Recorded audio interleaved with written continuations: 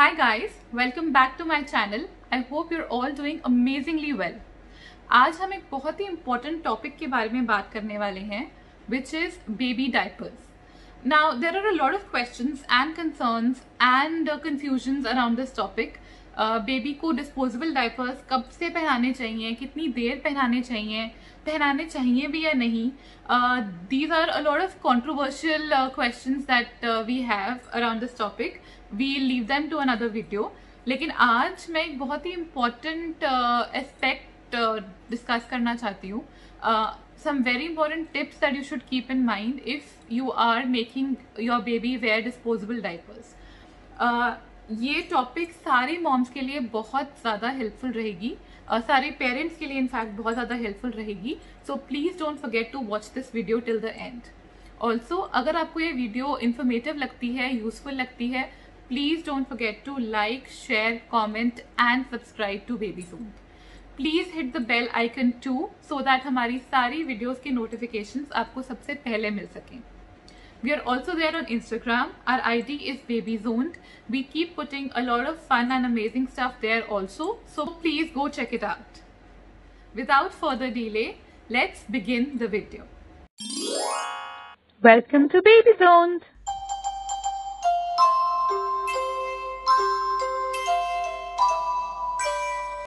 Okay, so the first point that a lot of new parents have in mind, क्या baby को disposable diapers पहनाने सही हैं या नहीं. In my personal experience and according to the conversation that I have had with my paediatrician, disposable diapers of a good quality, good brand, good company are absolutely safe for the baby.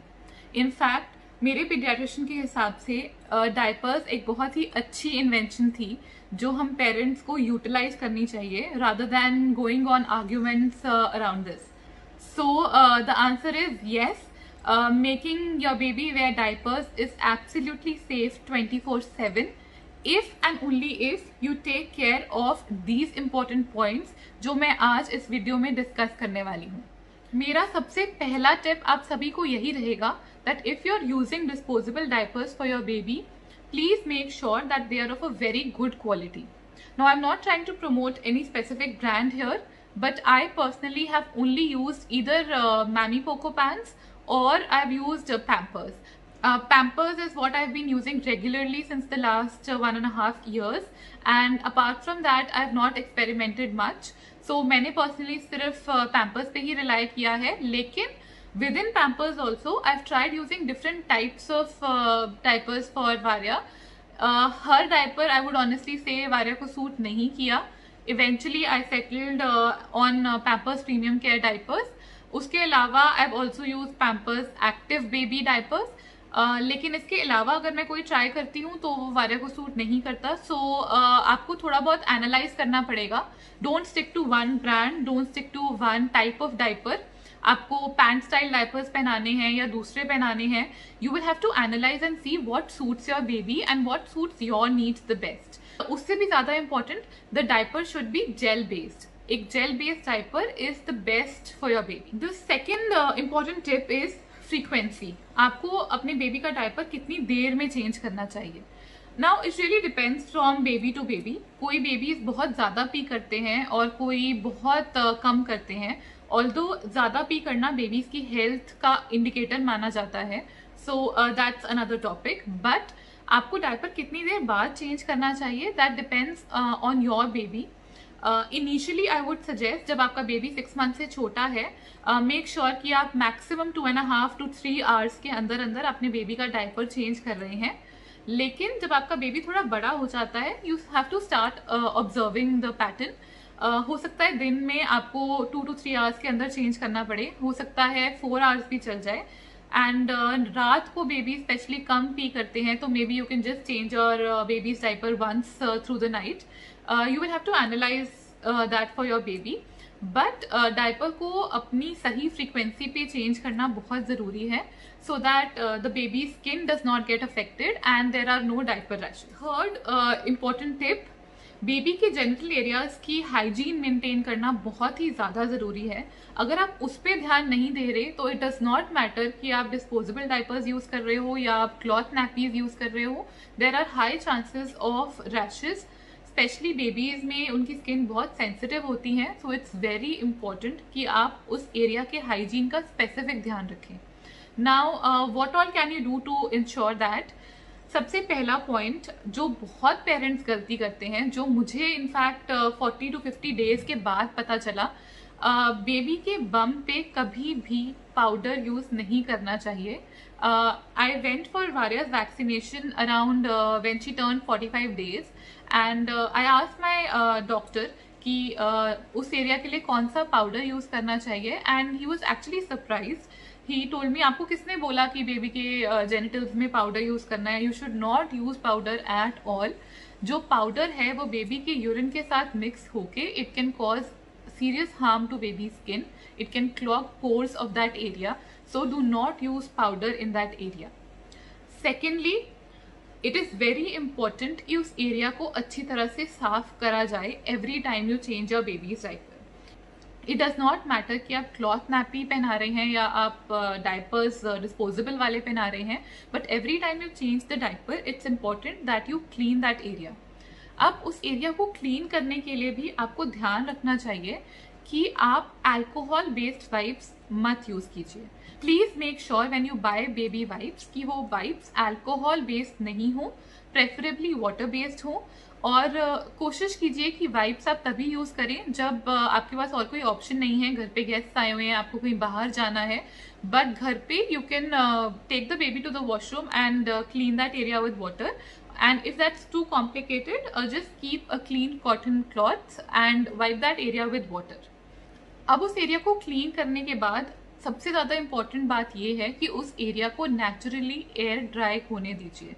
Please don't be in अ हरी कि फटाफट से साफ किया, cream लगाई, diaper पहना दिया. You have to let that area dry so that baby की skin पे रैशेस ना हो. It's very important for that area to be expose to air to avoid rashes. So ideally steps ये होने चाहिए कि आपने पुराना वाला डायपर उतारा, you clean it with a clean cloth and water और with water based wipes. You let that area dry for at least 5 to 10 minutes, जितना टाइम भी आप अफोर्ड कर सकते हैं. अगर आप अपने बेबी को किसी और के पास छोड़ के जा रहे हैं, प्लीज मेक श्योर कि आप उन्हें भी ये सारे पॉइंट्स अच्छे से समझा दें, सो दैट बाद में जब बेबी को रैशेस हो जाए, it doesn't get complicated for all of you. And after you clean the area, after you let it dry for at least 5 to 10 minutes, then make sure that you apply an additional layer to the baby's skin before you put on another diaper. Now, what do I mean by an additional layer?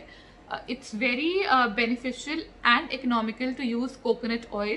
So आप अपने baby को diaper पहनाने से पहले उस area में अच्छे से कोकोनट ऑयल लगा दीजिए, या फिर आप एक अच्छी क्वालिटी की डायपर रैश क्रीम भी यूज कर सकते हैं.